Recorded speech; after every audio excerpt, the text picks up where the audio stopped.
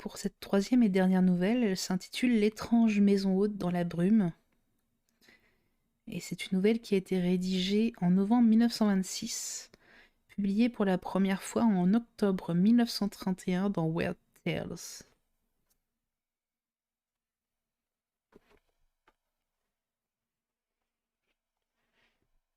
Chaque matin, du côté des falaises de Kingsport, la brume monte de la mer, blanche et dufteuse. Elle s'élance des profondeurs vers ses frères les nuages, chargés de rêves de pâturages humides et de cavernes de Léviathan. Plus tard, les nuages semèrent des morceaux de rêve en tranquille pluie d'été sur les toits en pente des poètes, pour que les hommes ne vivent pas sans la rumeur d'étranges secrets séculaires et de merveilles que, seules dans la nuit, les planètes racontent aux planètes. Quand les contes volent en rang serrés dans les grottes des tritons, et que les cités d'algues, les conques font ressentir les airs sauvages que les très anciens leur ont enseignés, alors de grands pans de brumes impatientes et chargés de savoir se rassemblent dans les cieux. Et ceux qui, sur les rochers, ont les yeux tournés vers le large, ne voient qu'une blancheur mystique, comme si le bord de la falaise était celui du monde entier, et que les cloches solennelles des bouées tintaient librement dans les terres de féerie. Au nord de l'antique Kingsport, les rochers escarpés, altiers et singuliers, s'élevèrent par paliers, si haut que celui qui est le plus au nord se retrouve suspendu dans le ciel, tel un nuage effiloché, gris et glacé. Il est seul, ce pic morne et saillant dans l'espace infini, car c'est là que la côte tourne à un angle droit, là que le grand Miskatonic se déverse, venu des plaines derrière Arkham, apportant avec lui des légendes des bois et d'étranges petits souvenirs des collines de la Nouvelle-Angleterre. Les gens de mer de Kingsport lèvent les yeux vers cette falaise comme d'autres lèvent les yeux vers l'étoile polaire. Ils règlent la durée des tours de garde nocturnes selon qu'elle dévoile ou cache la grande ours, Cassiopée, le dragon. Pour eux, falaise et firmament ne font qu'un. En vérité, ils ne cessent de la voir que lorsque la brume cache les étoiles ou le soleil. Ils aiment bien certaines falaises, comme celle du père Neptune, ainsi nommée à cause de ses contours grotesques, ou celle qu'ils appellent les marches semées de piliers, la chaussée. Mais cette autre falaise leur fait peur, parce qu'elle est trop près du ciel. Les marins portugais arrivant de voyage font le signe de croix quand ils la voient pour la première fois. Quant aux vieux Yankees, ils croient qu'en l'escaladant, au cas où ce serait possible, ils risquent pire que la mort. Et pourtant, sur cette falaise, est perchée une vieille maison aux fenêtres à petits carreaux où l'on voit briller des lumières le soir. Cette maison a toujours été là, et les gens disent qu'il y habite quelqu'un. Quelqu'un qui parle avec les brumes matinales montant des profondeurs. Quelqu'un qui voit peut-être des choses singulières, au loin, sur l'océan, dans ces moments où le bord de la falaise devient le bord du monde entier, et où les bouées solennellement teintent librement dans la blancheur éthérée de la féerie. Il parle de tout cela par ouï-dire, car nul n'escalade jamais cet impressionnant rocher sur lequel les gens du pays rechignent à braquer leurs télescopes. Les estivants l'ont bien observé avec leurs petites jumelles, mais ils n'ont jamais rien vu d'autre que cet archaïque toit gris, pointu, couvert de bardeaux où, au crépuscule, la pâle lumière jaune des petites fenêtres filtre de ces avant-toits qui descendent presque jusqu'aux fondations grises. Ces estivants ne croient pas que ce même quelqu'un puisse habiter l'antique maison depuis tous ces siècles. Mais ils sont incapables d'apporter la preuve de leur opinion hérétique aux vrais habitants de Kingsport.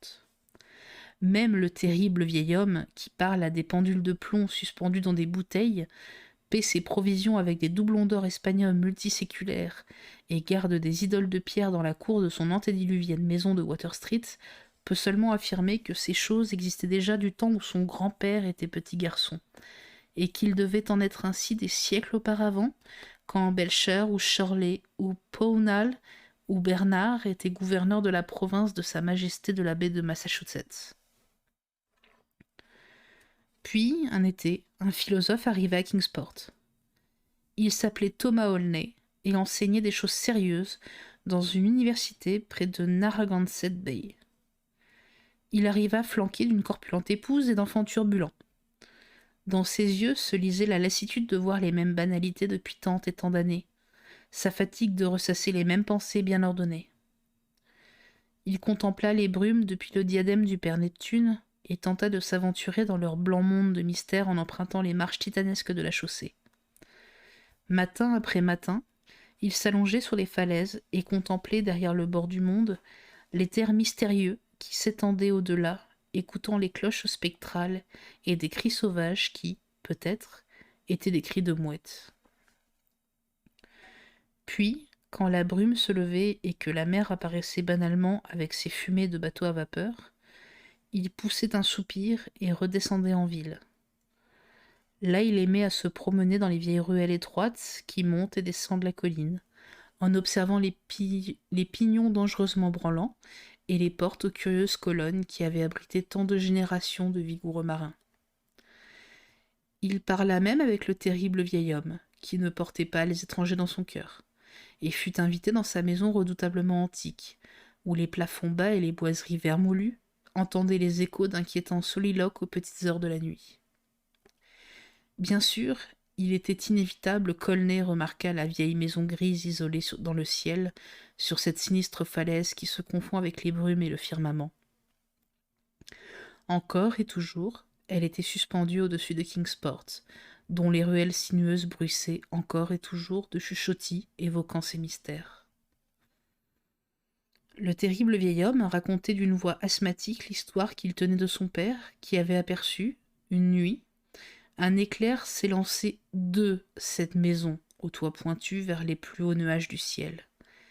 Et Mamie Horn, dont la petite demeure au toit en croupe dans Ship Street était entièrement recouverte de mousse et de lierre, grommelait de sa voix rauque quelques on-dit qu'elle tenait de sa grand-mère, comme quoi des formes volantes surgissaient des brumes, à l'est, pour se diriger droit vers l'étroite et unique porte de cet endroit inaccessible.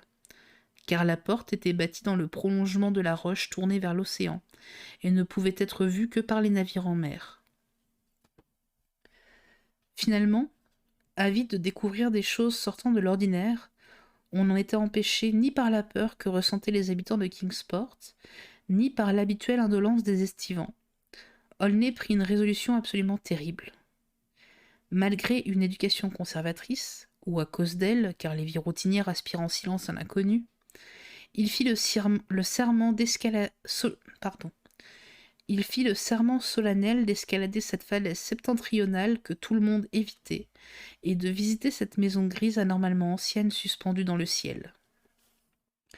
Sans doute la partie la plus équilibrée de son esprit lui avait-elle soufflé que cet endroit était habité par des gens qui l'atteignaient depuis l'intérieur des terres, en suivant la rive plus facile d'accès du Miskatonic de l'autre côté de l'estuaire.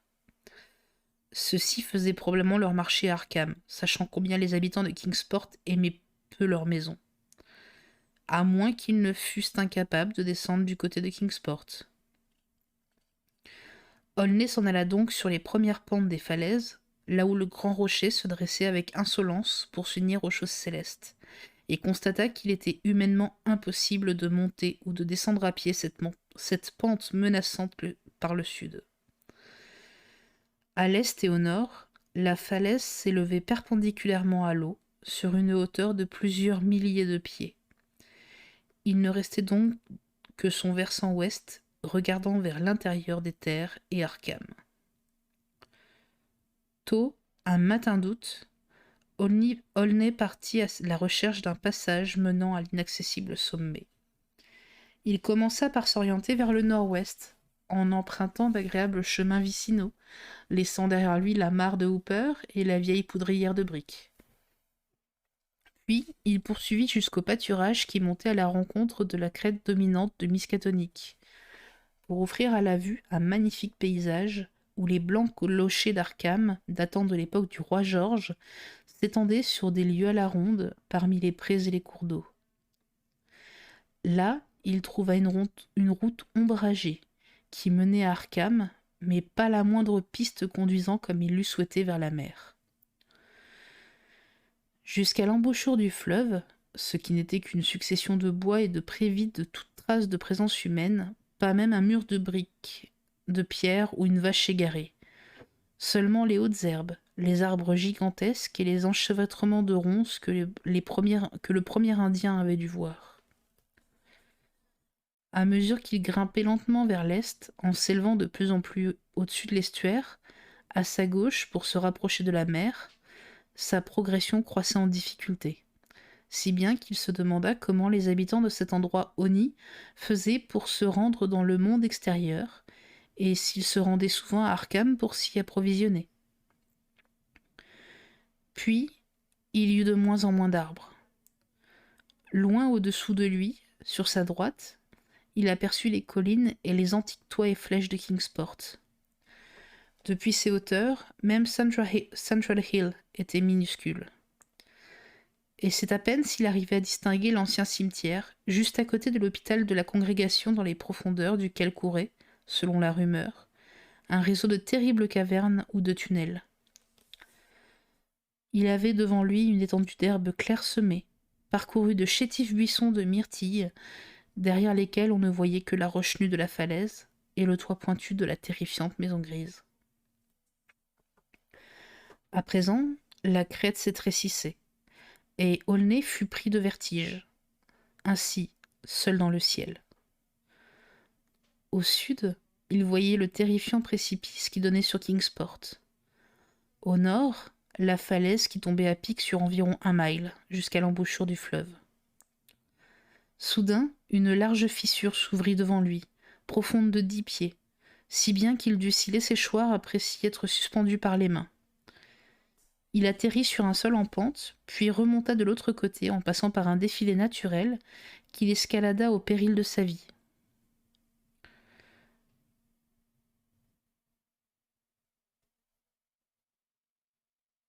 Pardon, j'ai perdu ma ligne. Voilà donc comment les habitants de cette étrange maison voyageaient entre ciel et terre. Quand il émergea de la fissure, une brume matinale était en train de se former, mais elle ne l'empêcha pas de voir distinctement la haute maison impie qui se dressait devant lui. Des murs aussi gris que la roche, et un faîte qui s'élevait audacieusement contre le blanc laiteux des vapeurs marines. Il s'aperçut que ce côté de la maison, tourné vers la terre, n'avait pas de porte, mais seulement quelques fenêtres à croisillons, des œils de bœuf ternis à petits carreaux plombés à la mode du XVIIe siècle. Autour de lui, tout n'était que nuages et chaos. Et en dessous, il ne voyait rien, hormis la blancheur de l'espace infini. Il était seul dans le ciel avec cette étrange et très troublante maison. Après en avoir fait le tour pour parvenir à l'entrée, il constata que sa façade prolongeait la falaise, si bien que le seul moyen d'atteindre son unique et étroite porte était de passer par les airs. Il éprouva une indéniable terreur que l'altitude seule ne pouvait expliquer.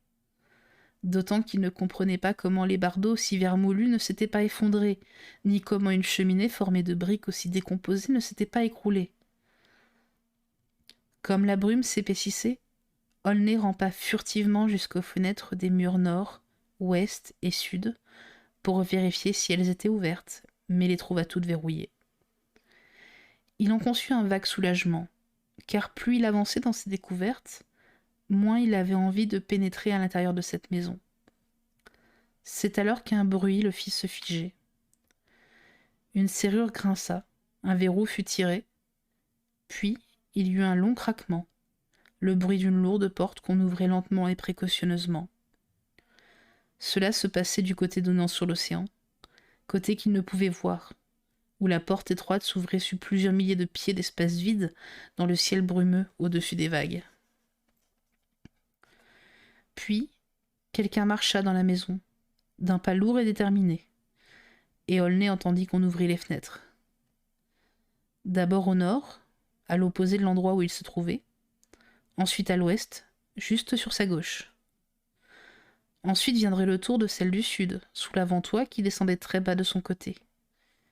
Il convient de dire ici qu'Aulnay, confronté d'un côté à l'inhospitalité de la maison et de l'autre au vide vertigineux des cieux, se sentait particulièrement mal à l'aise.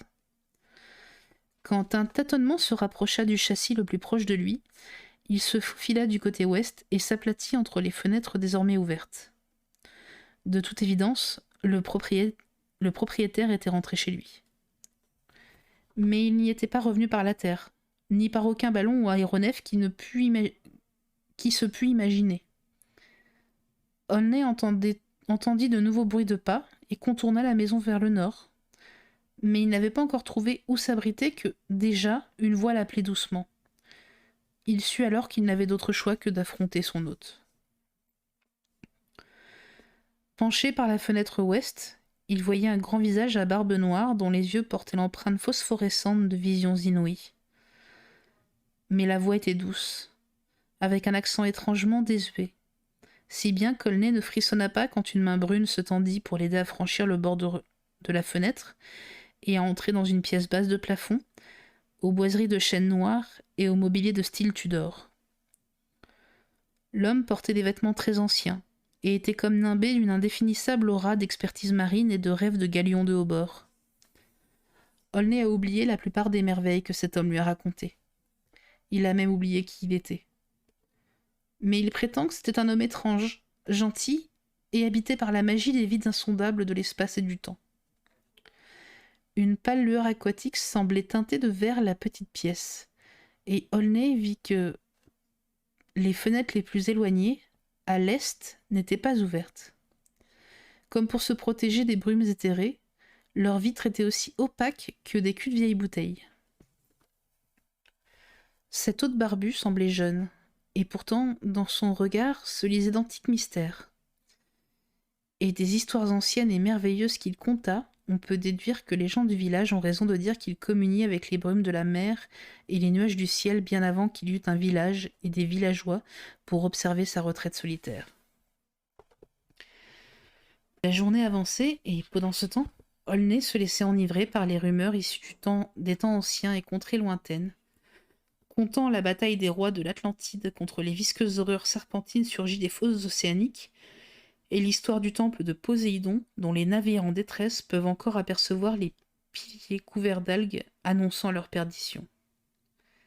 L'hôte évoqua alors des titans, mais fut gagné par une sorte de gêne lorsqu'il aborda cette première époque trouble et chaotique, d'avant la naissance des dieux, et même des très anciens. Celle où seuls les autres dieux venaient danser au sommet de la Thekla, dans les déserts rocheux près d'Ultar, sur l'autre rive du Scaï. À ce moment, des coups furent frappés sur cette ancienne porte de chêne cloutée, derrière laquelle ne se trouvait qu'un abîme de nuages blancs.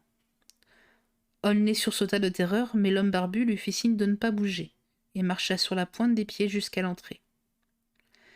Là, il regarda à travers un tout petit Judas. Ce qu'il vit ne le plut pas.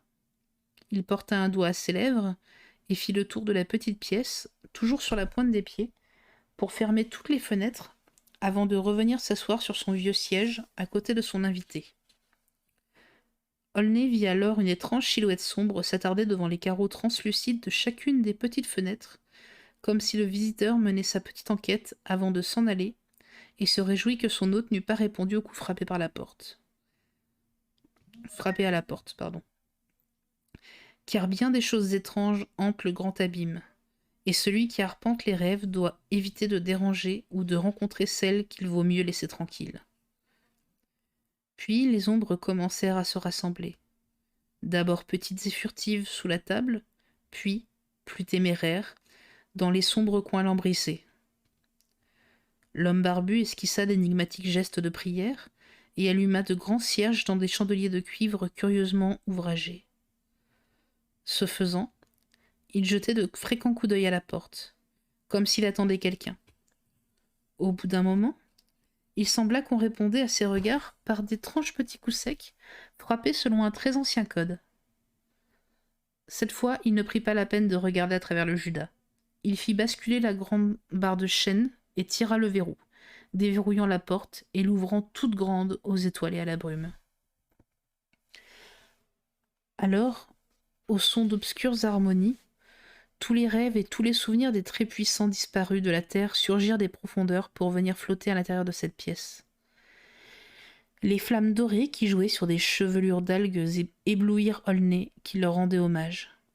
Il y avait la Neptune, armée de son trident, des tritons taquins, des néréides fantastiques et des dauphins qui portaient en équilibre sur leur dos un grand coquillage crénelé où se dressait la forme terrible et grise de l'antédiluvien Nodens, seigneur du grand abîme. Les conques des tritons firent retentir des airs mystérieux, et les néréides produisirent des sons étranges en tapant sur les grotesques coquilles de bêtes inconnues tapies dans d'obscures grottes marines. Puis le vénérable Nodens tendit sa main parcheminée pour aider Aulnay et son hôte à grimper dans son vaste coquillage. Les conques et les gongs produisirent une effrayante clameur sauvage, et le fabuleux équipage, dont les cris se perdaient dans des échos de tonnerre, s'élança vers l'éther infini. Toute la nuit à Kingsport, on scruta cette haute falaise chaque fois que l'orage et les brumes le permirent. Et lorsque, à l'approche de l'aube, les petites fenêtres s'assombrirent, on se mit à parler à voix basse de catastrophes et de malheurs. La corpulente femme d'Aulnay et ses enfants s'en allèrent alors prier leur Dieu, le fade et convenable Dieu des Baptistes, en espérant que le voyageur trouverait quelqu'un à qui emprunter un parapluie et des caoutchoucs, à moins que la pluie ne s'arrêtât d'ici le matin. Mais l'aube émergea de la mer, ruisselante et couronnée de brume, et les bouées tintèrent solennellement dans des tourbillons d'éther blanc. Puis, à midi, des corps féeriques sonnèrent au-dessus de l'océan, tandis qu'Aulnay, sec, le pied léger, descendait des falaises vers l'antique Kingsport, avec, dans les yeux, le regard de celui qui a vu des contrées lointaines.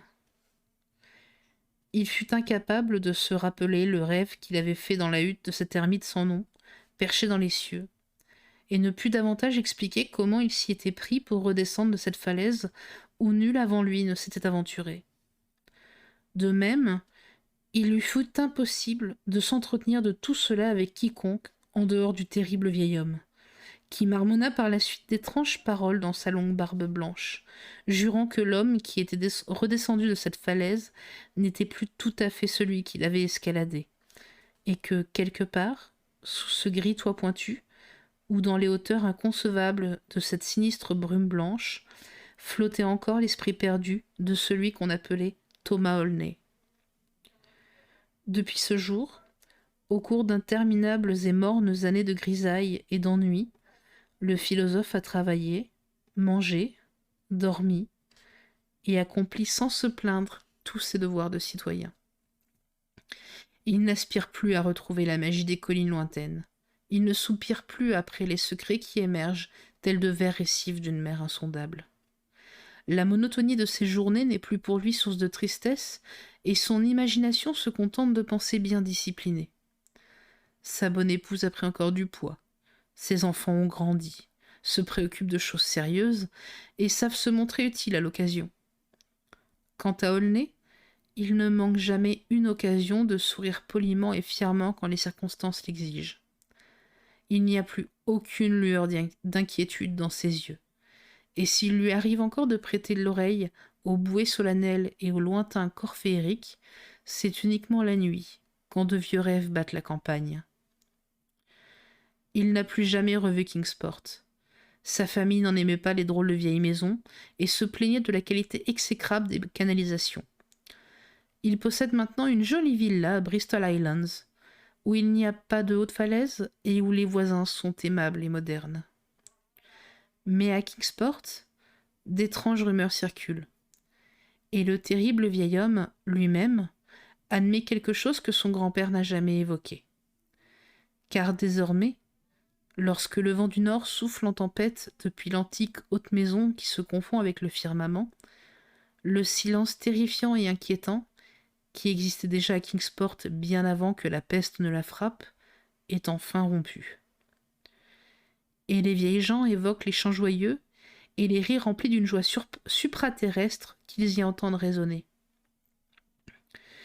Ils disent que le soir, il y a plus de lumière qu'autrefois, aux petites fenêtres basses. Ils disent aussi qu'il y a de plus en plus souvent là-bas, au nord, une flamboyante aurore boréale, étincelante de bleu, drapée de visions de mondes de glace, tandis que la falaise et la maison se détachent noirs et fantastiques sur un fond sauvagement coruscant. Les brumes de l'aube sont plus épaisses, et les marins se demandent si tous les tintements étouffés qu'ils entendent en mer sont bien ceux des bouées solennelles. Le plus grave, cependant, est la disparition progressive des antiques terreurs dans le cœur des jeunes gens de Kingsport, qui sont de plus en plus enclins à écouter, la nuit, les faibles mugissements du vent du nord.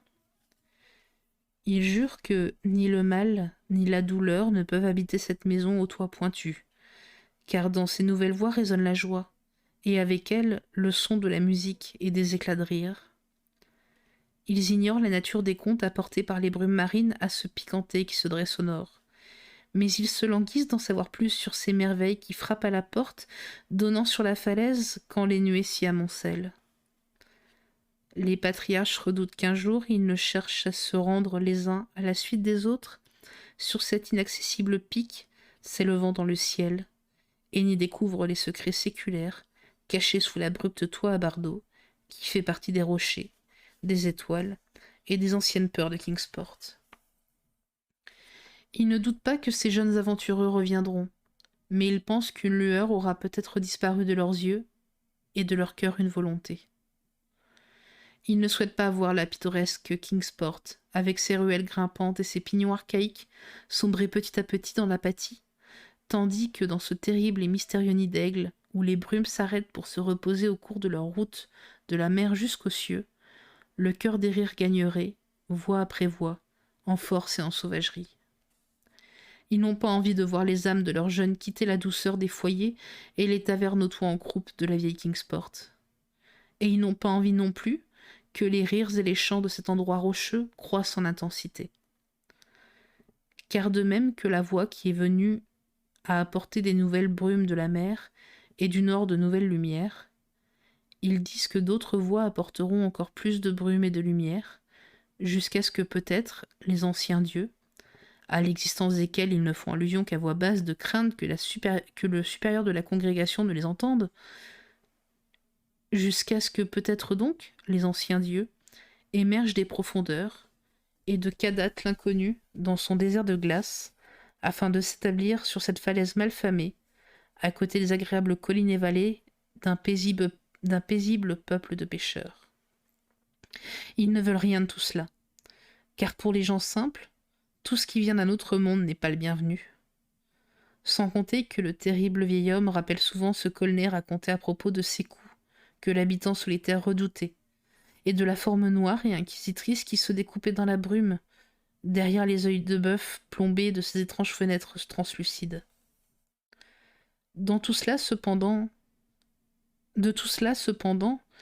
les très anciens sont seuls à pouvoir décider. Et pendant ce temps, la brume matinale continue à s'élever derrière ce pic solitaire et vertigineux où se dresse l'antique maison aux toits pointus, cette maison grise aux avant-toits plongeant très bas, où l'on ne voit jamais personne, mais où le soir apporte des lumières furtives, tandis que le vent du nord se fait l'écho d'étranges festins. Blanche et duveteuse, elle s'élance des profondeurs vers ses frères les nuages, chargée de rêves de pâturages humides et de cavernes de Léviathan. Et quand les contes volent en rangs serrés dans les grottes des Tritons, et que dans les cités d'algues les conques font retentir les airs sauvages que les très anciens leur ont enseignés, alors de grands pans de brume impatientes et chargés de savoir se rassemblent dans les cieux. Et Kingsport, inconfortablement niché au pied des falaises, au-dessous de cette effrayante sentinelle de roches suspendues dans les cieux, ne voit sur l'océan qu'une blancheur mystique, comme si le bord de la falaise était celui du monde entier, et que les cloches solennelles des bouées tintaient librement dans un éther de féerie.